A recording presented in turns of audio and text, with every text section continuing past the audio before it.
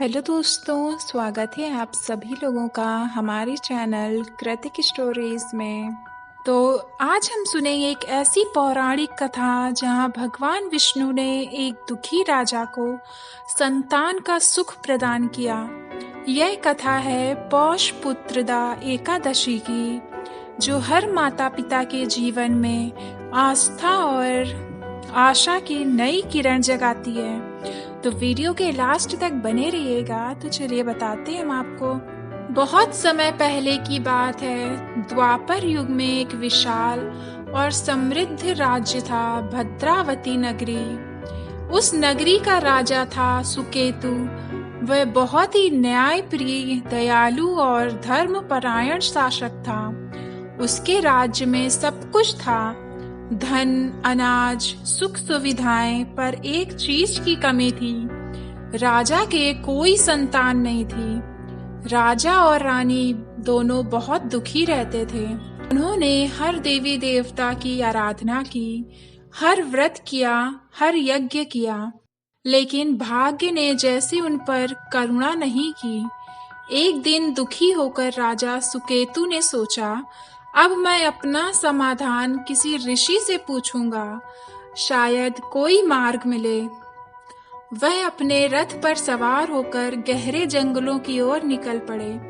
घने पेड़, पक्षियों की चहचहाट और शांत वातावरण में वे चलते रहे।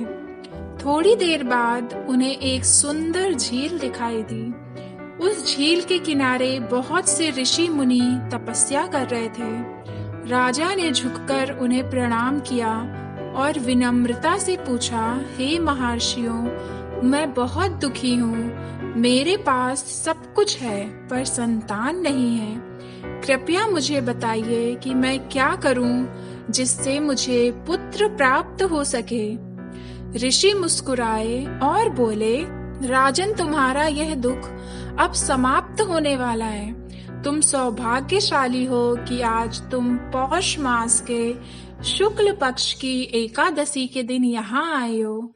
इस दिन को पौष पुत्रदा एकादशी कहा जाता है। जो व्यक्ति इस दिन भगवान विष्णु की पूजा कर व्रत करता है, उसे अवश्य ही संतान सुख प्राप्त होता है। तो आगे की कहानी सुनने से पहले अगर अभी तक आपने हमारे चैनल को सब्सक्राइब नहीं किया है तो सब्सक्राइब कर लीजिए, ताकि आप ऐसे अच्छी वीडियोस आगे भी देख सकें। तो चलिए जानते हैं कि आखिर राजा को कोई संतान प्राप्त हुई या नहीं। राजा ने ध्यान पूर्वक सुना और पूछा, हे ऋषिवर, कृपया बताइए इस व्रत की विधि क्या है। ऋषि बोले, प्रातः काल स्नान करके भगवान विष्णु की पूजा करो, पीले वस्त्र धारण करो, तुलसी पत्ते, पुष्प और धूप दीप अर्पित करो, पूरा दिन उपवास रखो, सत्य बोलो और प्रभु के नाम का स्मरण करो। रात को जागरण कर विष्णु सहस्त्र नाम का पाठ करो। अगले दिन ब्राह्मण को भोजन कराकर दान दो और फिर पारण करो। ऐसा करने से भगवान विष्णु तुम्हारी मनोकामना पूर्ण करेंगे। राजा सुकेतु ने पूर्ण श्रद्धा और भक्ति से उस दिन पौष पुत्रदा एकादशी का व्रत किया। उन्होंने पूरे मन से भगवान विष्णु का ध्यान किया, भोजन का स्पर्श तक नहीं किया और रात्रि में भजन कीर्तन करते रहे। अगले दिन उन्होंने विधि विधान से पारण किया और ब्राह्मणों को दान दिया। कुछ महीनों बाद उनके महल में खुशियों की लहर दौड़ गई। रानी ने एक अत्यंत सुंदर और तेजस्वी पुत्र को जन्म दिया।